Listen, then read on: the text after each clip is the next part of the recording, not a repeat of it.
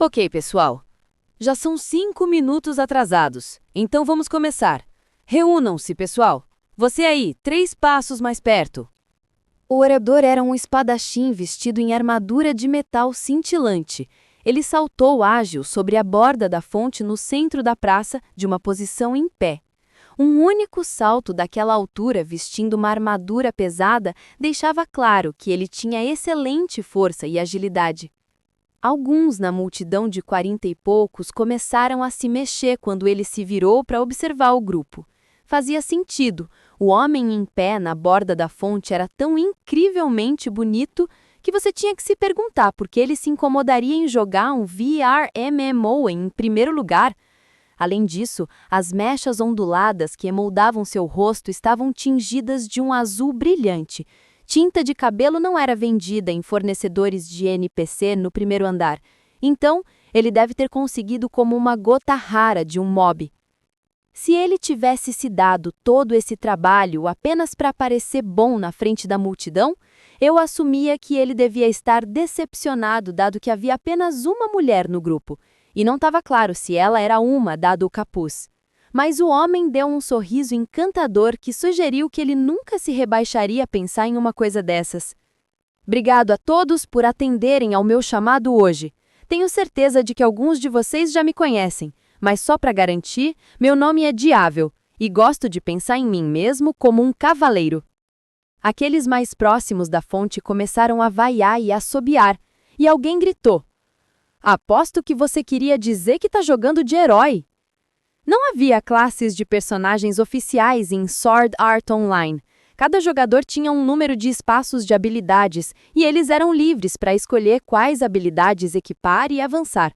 Como um exemplo, jogadores que se concentravam em habilidades de fabricação ou troca poderiam ser chamados de ferreiros, alfaiates ou cozinheiros, mas eu nunca tinha ouvido falar de alguém chamado de cavaleiro ou herói. Por outro lado, se alguém quisesse ser conhecido por esse título, era o seu direito. Diável tinha armadura de bronze no peito, ombros, braços e canelas, além de uma espada longa na cintura e um escudo pipa nas costas. Somados, eles certamente compunham a vestimenta adequada de um cavaleiro. Observando seu orgulhoso desempenho da última fila, consultei rapidamente minha memória. O equipamento e o cabelo eram diferentes, então era difícil dizer, mas eu poderia jurar que eu tinha visto aquela cara algumas vezes antes em cidades ao redor do primeiro andar. E antes, no outro Iceland, eu não reconhecia o nome. Agora, vocês são todos jogadores elite no jogo, ativos na linha frente de nosso progresso, e dificilmente preciso lembrá-los do motivo por que estamos aqui. Continuou o discurso de Diável. Parei de tentar me lembrar e me concentrei em suas palavras. O cavaleiro de cabelo azul levantou uma mão e fez um gesto para a torre massiva, o labirinto do primeiro andar, fora dos limites da cidade. Hoje, nosso grupo descobriu a escada que leva ao andar superior dessa torre, o que significa que amanhã ou depois de amanhã, finalmente alcançaremos a câmara do boss do primeiro andar. A multidão se agitou. Eu também fiquei surpreso.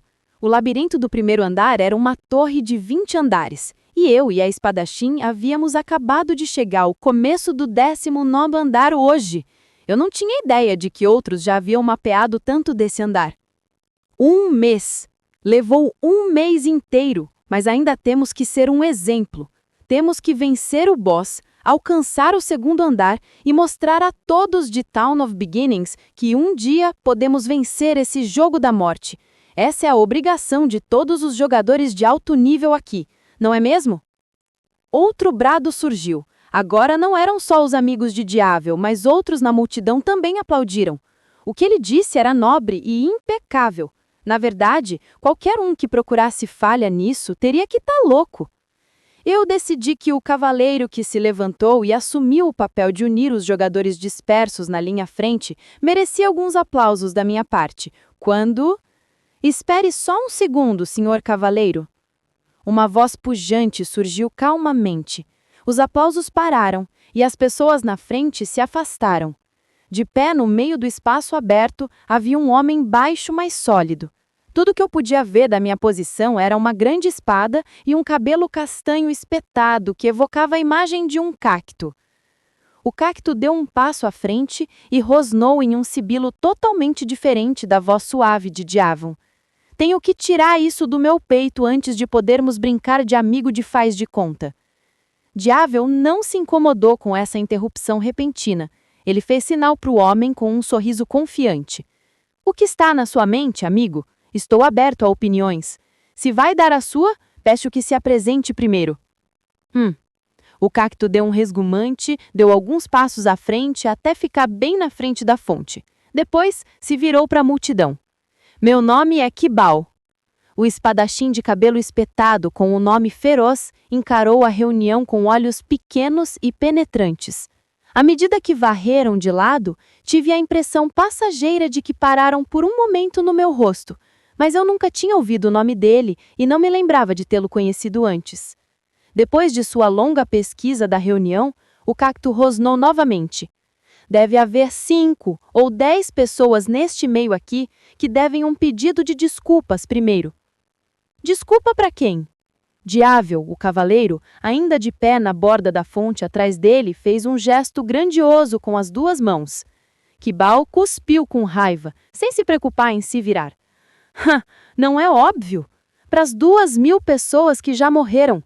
2.000 pessoas morreram porque eles monopolizaram tudo para si mesmos.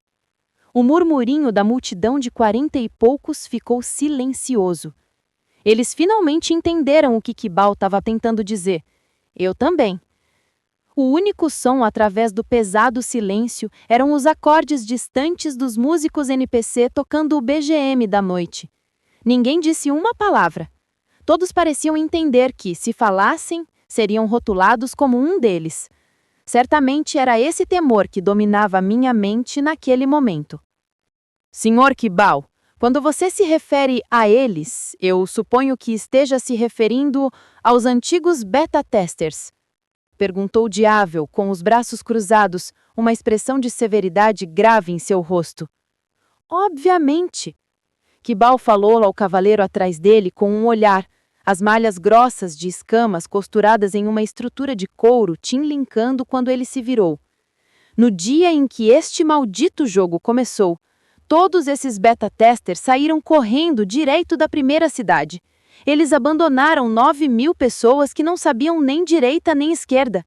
Eles monopolizaram todos os melhores pontos de caça e missões lucrativas para poderem subir de nível e não olharam para trás para ninguém.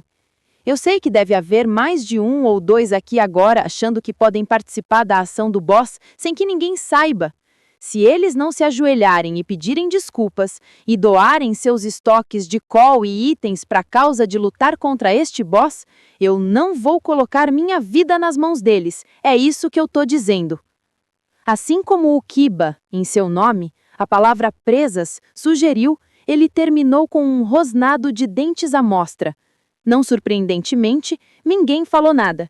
Como um ex-beta-tester eu mesmo, cerrei os dentes, prendi a respiração e não emiti um som.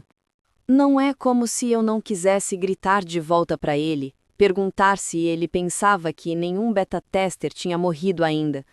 Uma semana antes, comprei uma informação de Argo. Tecnicamente, a fiz investigar algo para mim. Eu queria o total de beta-testers mortos.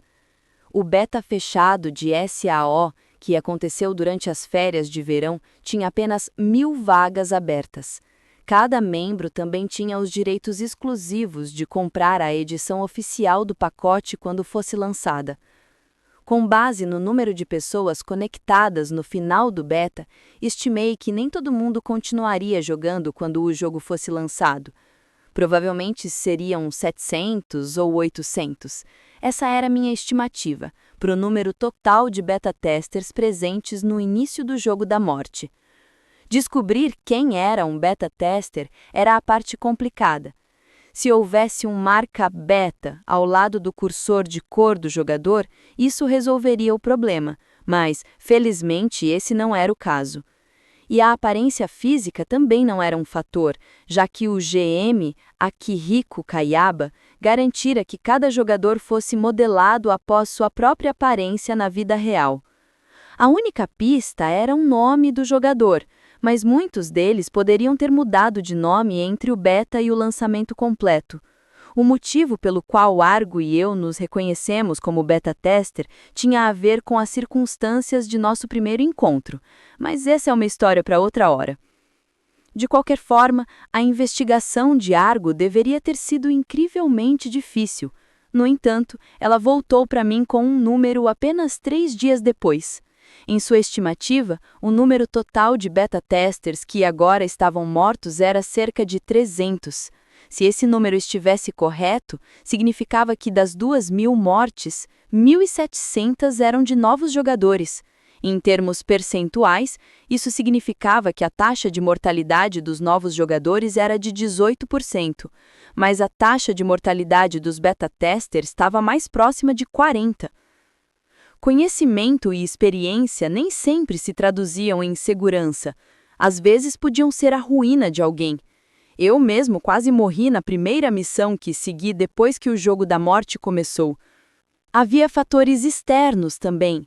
O terreno, itens e mobs eram virtualmente os mesmos no jogo final que no beta. Mas apenas a mais leve diferença poderia surgir, tão pequena e mortal quanto uma agulha de veneno. Posso falar? Uma voz de barítono rico ecoou por toda a praça à noite. Olhei para cima assustado para ver uma silhueta avançando do extremo esquerdo da reunião. Ela era grande, facilmente com mais de 1,80 m de altura. O tamanho do avatar não deveria ter efeito sobre as estatísticas, mas ele fazia um machado de batalha de 2 mãos preso às suas costas parecer leve. Seu rosto era tão ameaçador quanto a arma. Seu couro cabeludo era completamente calvície e marrom chocolate, mas os traços esculpidos no seu rosto se encaixavam muito bem nesse visual ousado. Ele nem parecia japonês, pelo que eu sabia talvez fosse de uma raça diferente.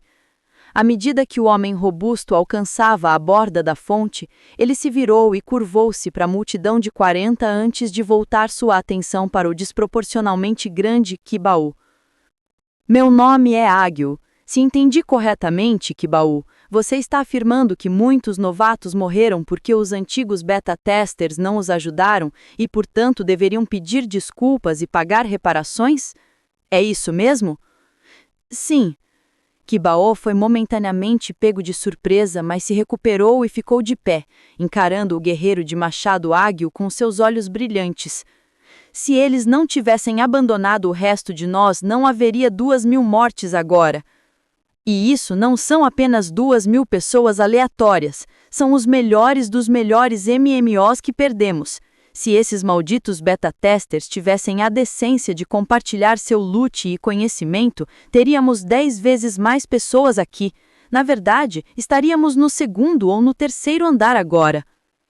300 das pessoas que você está lamentando são esses malditos, idiota. Eu queria gritar, mas segurei o impulso.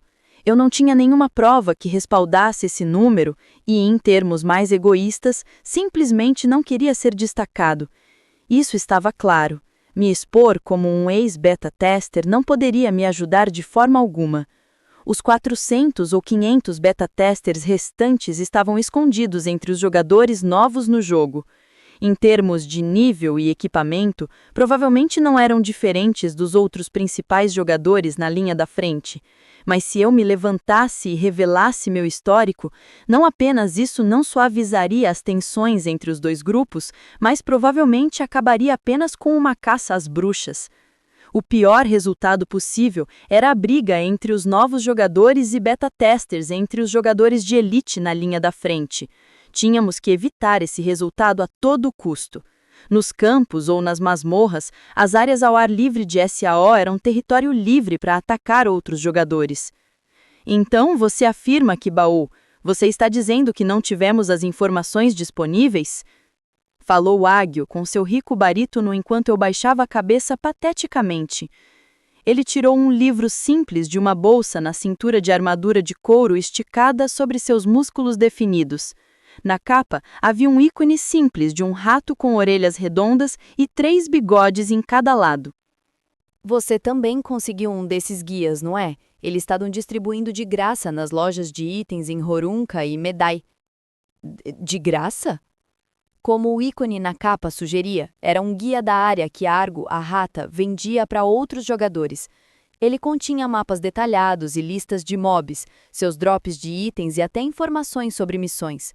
O grande texto na parte inferior da capa que dizia "Não se preocupe, este é o guia de Argo", não era apenas um enfeite bobo. Admito que comprei o conjunto inteiro para manter minha memória fresca, mas pelo que me lembro, eles custavam o preço substancial de 500 col cada um. Eu também peguei um. Sussurrou a espadachim até então silenciosa. Quando perguntei se tinha sido de graça, ela assentiu. Estava disponível na loja de itens em consignação, mas o preço estava listado como 0 col, então todo mundo pegou um. Foi realmente útil. Mas o que diabos? A rata, uma negociante ardilosa que venderia seus próprios números de status pelo preço certo, dando informações de graça? Era inacreditável. Lancei um olhar de relance para a parede de pedra onde ela estava sentada minutos atrás, mas não havia ninguém lá. Fiz uma nota mental para perguntar o motivo na próxima vez que a visse, mas reconsiderava quando ouvi a sua voz dentro da minha cabeça dizendo: "Isso vai custar 1000, tá?" Sim, eu peguei um. E daí? Rosnou Kibal, trazendo-me de volta para a cena presente. Eidil guardou o guia de estratégia em sua bolsa e cruzou os braços. Toda vez que eu chegava a uma nova cidade ou vila, havia um desses livros na loja de itens. O mesmo aconteceu com você, certo? Não achou estranho a rapidez com que as informações foram compiladas? Qual é o ponto se é rápido demais? Eu quero dizer que as únicas pessoas que poderiam ter oferecido essas informações e dados de mapa para o informante são os antigos beta-testers. A multidão se agitou. A boca de Kibal se fechou e Diável, o cavaleiro, concordou com um aceno. Eidil olhou novamente para o grupo e falou em seu barítono alto: "Escutem, as informações estavam disponíveis, e mesmo assim, as pessoas ainda morreram. Eu tô pensando que foi porque eram jogadores veteranos de MMO. Eles presumiram que SAO funcionava com os mesmos princípios e padrões que outros títulos, e falharam em recuar quando precisavam. Mas agora não é o momento de responsabilizar ninguém por isso.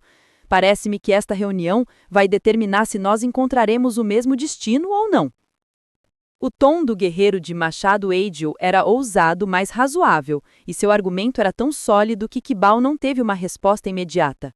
Se alguém além de Eidil tivesse argumentado a mesma coisa, Kibal provavelmente o teria acusado de ser um beta-tester ele mesmo, mas nesse caso ele só podia encarar o homem grande com olhos de raiva. Atrás dos dois debatedores silenciosos, de pé na borda da fonte com seu cabelo longo e fluente quase roxo sobre a luz do sol poente, Diável acenou magnanimamente. "Seu ponto é bem compreendido, Kibal. Eu mesmo quase morri em várias ocasiões devido à minha ignorância da natureza selvagem. Mas, como Eidil disse, não é este o momento de olhar para trás. Se nós vamos vencer o boss do andar, precisaremos até dos antigos beta-testers. Não, especialmente dos ex-beta-testers.